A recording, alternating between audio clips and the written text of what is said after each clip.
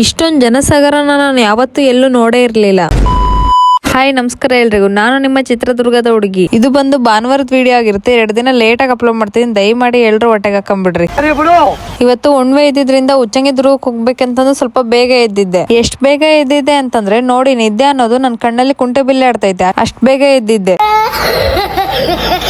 ಆ ಕುಂಟೆ ಬಿಲ್ಲೆ ಆಡ್ತಿರೋ ನಿದ್ದೆನ ಹೆಂಗಾದ್ರು ಮಾಡಿ ಓಡಿಸ್ಬೇಕಲ್ಲ ಅಂತಂದು ಸ್ನಾನ ಮಾಡೋಣ ಅಂತ ನೀರಿಟ್ಟಿದ್ದೆ. ಆಮೇಲೆ ಸ್ನಾನ ಏನೋ ಮುಗಿಸ್ಕೊಂಡ್ ಬಂದೆ, ಆದ್ರೆ ಆ ನಿದ್ದೆದು ಕುಂಟೆ ಬಿಲ್ಲೆ ಆಡೋದು ಇನ್ನೂ ಮುಗ್ದೇ ಇರ್ಲಿಲ್ಲ.